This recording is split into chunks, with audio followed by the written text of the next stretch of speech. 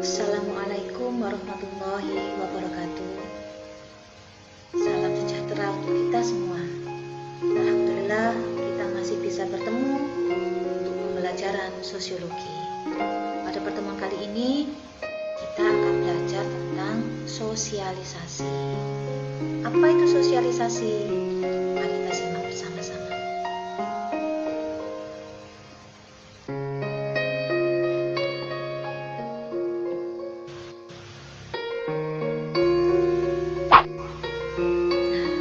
Pada pembelajaran kali ini, kalian diharapkan mampu memahami perilaku keteraturan hidup sesuai dengan nilai dan norma yang berlaku di masyarakat.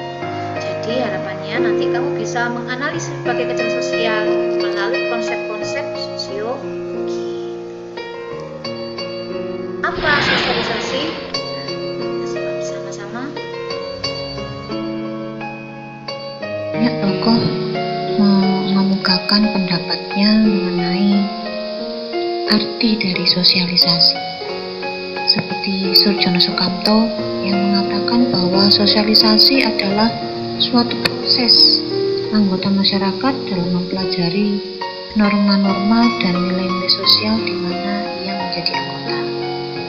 Kemudian ada juga Profesor Kunchoro Ningrat yang di lingkaran biru itu yang memaknai sosialisasi sebagai seluruh proses seorang individu sejak masa kanak-kanak sampai dewasa, berkembang, berhubungan, mengenal, dan menyesuaikan diri dengan individu-individu lain yang ada di masyarakat sekitarnya. Ada salah seorang tokoh sosiologi bernama George Herbert Mead mengatakan bahwa sosialisasi adalah proses seseorang belajar untuk mengetahui peran yang harus dia jalankan serta peran yang harus dijalani oleh orang lain. Pemikiran Mead ini kemudian dikenal sebagai role theory atau yang disebut dengan teori peran. Konsep Mead inilah kemudian yang digunakan sebagai dasar dari sosialisasi, konsep materi sosialisasi. Jadi sosialisasi adalah bagaimana cara seseorang itu berperilaku sesuai dengan peran yang diharapkan oleh masyarakat sekitarnya. Gitu.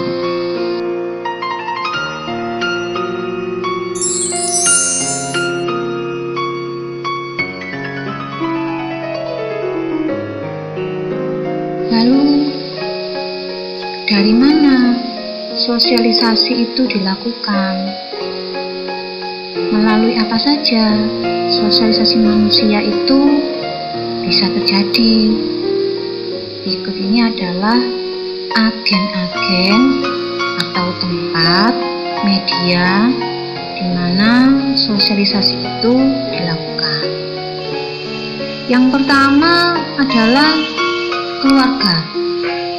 Karena sosialisasi itu dilakukan sejak manusia dilahirkan hingga menjelang ajal, maka agen atau media yang pertama kali ada adalah keluarga, di mana manusia itu dilahirkan. Di dalam keluarga itu manusia mendapatkan informasi, pengetahuan tentang nilai dan norma, bagaimana cara berperilaku, cara berpenampilan, cara berkomunikasi, dan berbagai macam cara lainnya. Melalui agen keluargalah manusia itu mengenal, mengetahui tentang konsep dirinya. Konsep dirinya. Setelah itu agen berikutnya yaitu agen sekolah. Yang di hijau itu agen sekolah.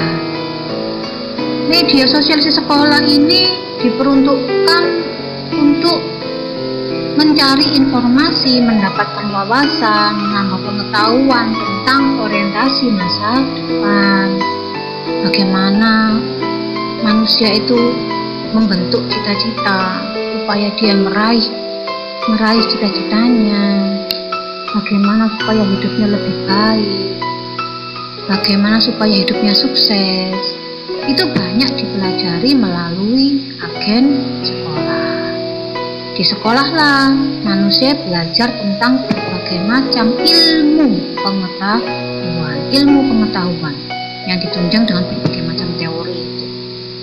Nah, kemudian agen sosialisasi yang lain adalah teman sepermainan, yaitu bisa teman sebaya, teman seangkatan, teman yang sering diajak berinteraksi, namanya teman sepermainan.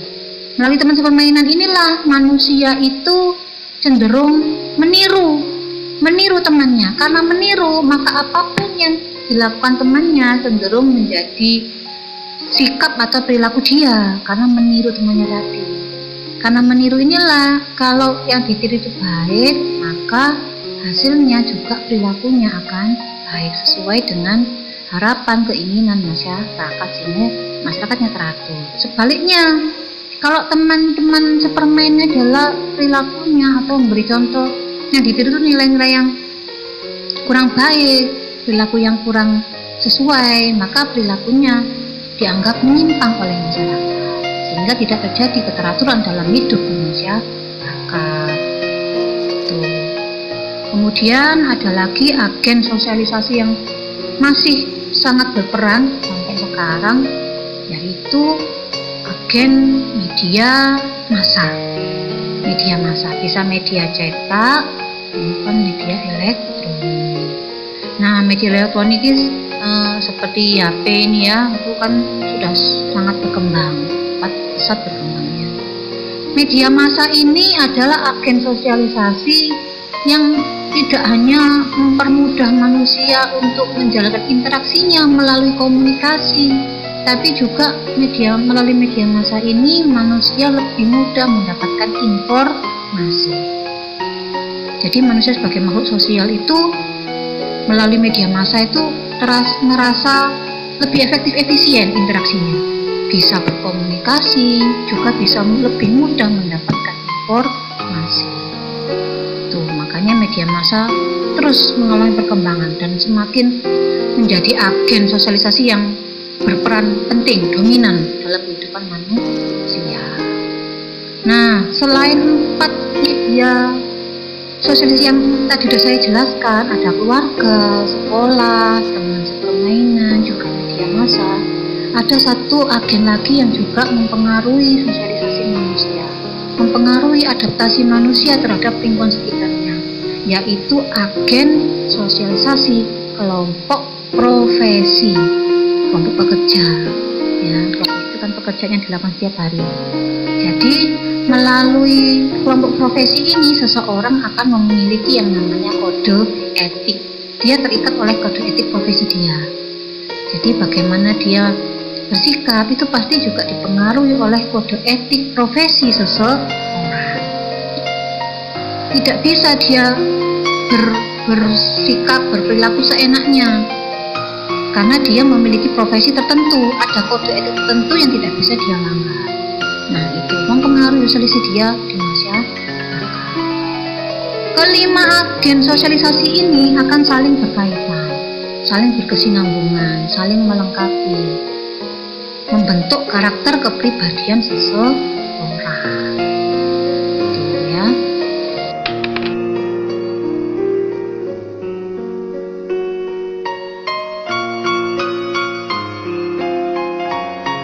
Nah, ini adalah ringkasan dari agen-agen sosialisasi.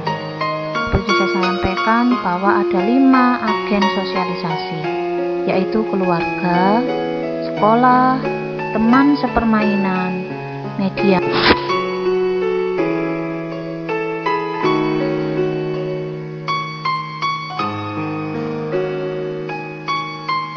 Setelah itu, ini adalah bagian soal. Coba kalian kerjakan 3 pertanyaan ini di buku catatan kalian. Ya, lakukan literasi, buka buku paketnya, dan cari referensi yang lain. Selamat mengerjakan.